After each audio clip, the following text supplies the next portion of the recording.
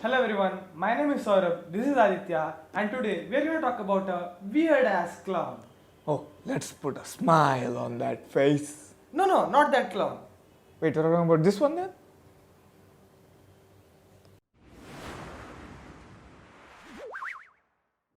Let me tell you, I did not know anything about this movie.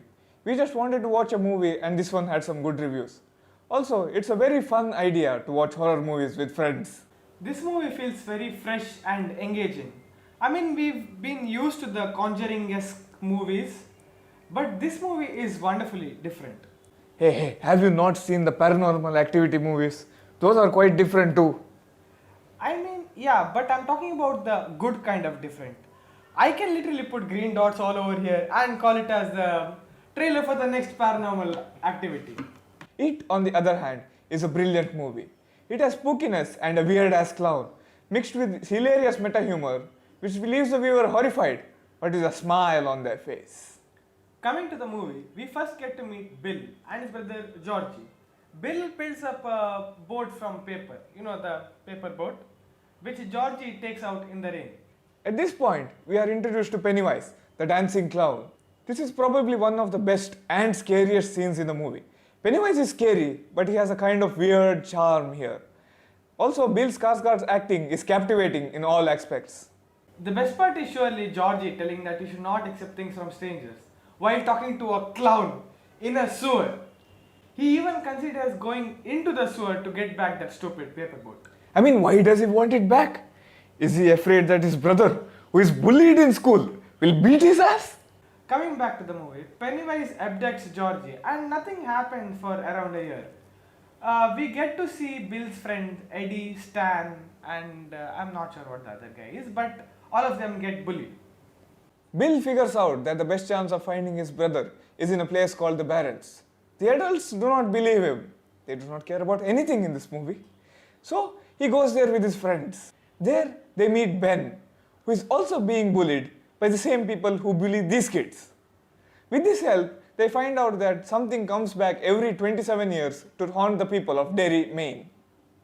So you're telling me the clown came back, took Betty and Georgie, Yes. and then he realized he was 1 year early, Yes.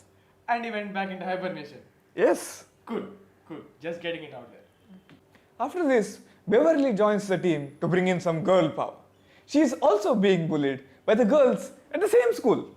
They also take in Mike, who is also being bullied in the same school.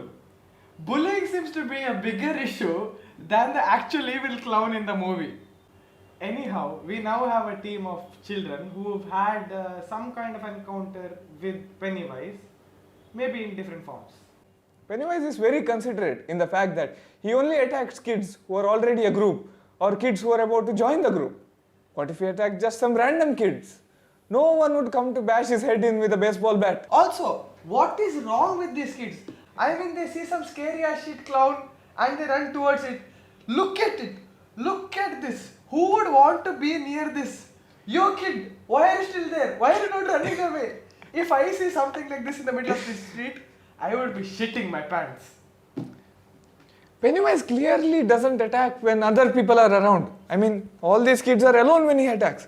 So kid, find someone, anyone, just don't run towards the evil monster. I feel the need to clarify that we are not saying that this is a bad movie. This is one of the best horror movies in recent times. We enjoyed watching it in every way.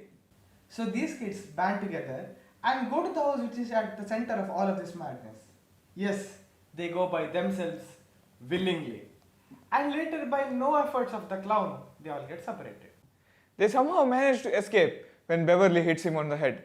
But now, the kids are scared, especially the kid from Stranger Things. In a classic movie final act move, the team is disbanded only to come together when something terrible happens. In this case, it is when Beverly is kidnapped by Pennywise. In a rather rare scenario, Pennywise makes a house visit instead of abducting her in the sewer. The kids overcome Pennywise by bashing his head in with baseball, by overcoming their fear of him. Ben saves Beverly by kissing her, but she still goes with Bill in the end. I feel you, Ben. We all feel you. The clown goes away and all the floating kids come crashing down. So now all the kids go back to their separate lives, but promise to join forces if something comes back again, like the clown coming back. I don't know, some other might be there. What is this? Power Rangers?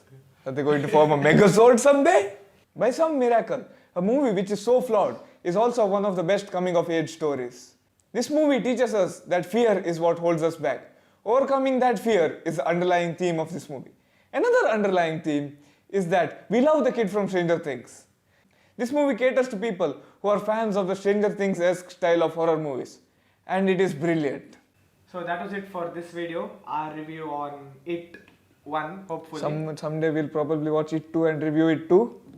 I hope you all liked it. If you did, please hit the like button and share this video with your friends. Subscribe for more awesome content like this.